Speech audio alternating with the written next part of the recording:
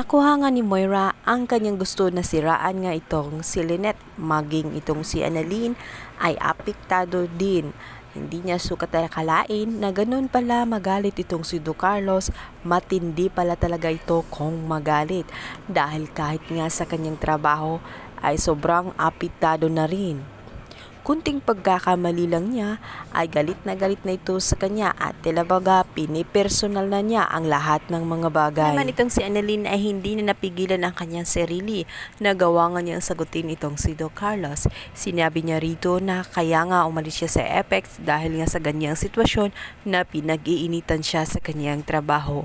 Hindi niya sukat akalain na kahit pala sa SRH ay mararanasan niya at ang mas matindi pa dito pa nga niya maramdaman kay Don Carlos na tinuturing niyang parang pangalawang ama dahil nga ito'y magiging pangalawang asawa ng kanyang ina. Kaya naman di maiwasang mag-isip nga nitong si Annalyn at sa kanyang isip ay maraming mga tanong kung tama talaga ang iniisip ng kanyang ina na magpakasal dito kay Don Carlos dahil lumilitaw na nga unti-unti ang tunay na ugali nitong si Don Carlos. Batid ni Annalyn na mayroon pa itong kakaibang ugali na hindi pa nila alam.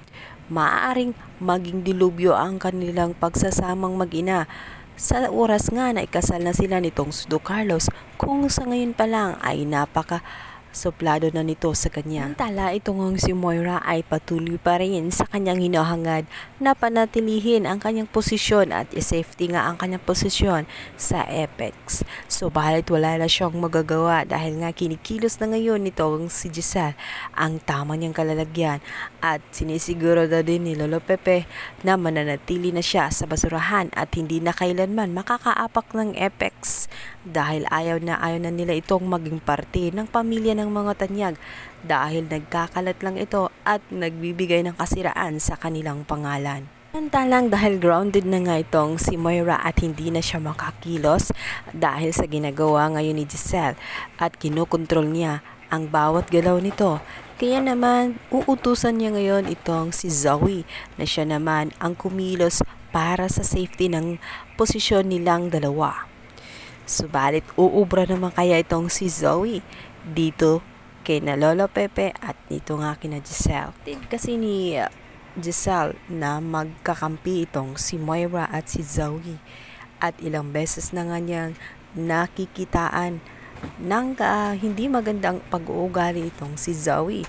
Nagiging bastos ito sa kanya at mahilig din itong magsinungaling kaya naman nahihirapan siya na pagkatiwalaan itong si Zoe sa anumang bagay.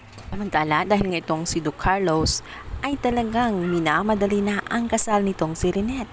Kahit na nga ang busy itong si Lynette ay talagang pinupursagin niya na unahin ang mga venue at ang mga settings ng kanilang kasal para maganap na nga ito.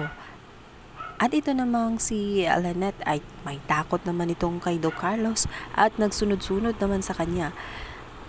Dahil sinabihan nga siya dati na hindi na siya papayag sa pangatlong pagkakataon na ipapahiya na naman siya nitong si Lynette dahil ilang beses na nga hindi natutuloy ang kanyang kasal.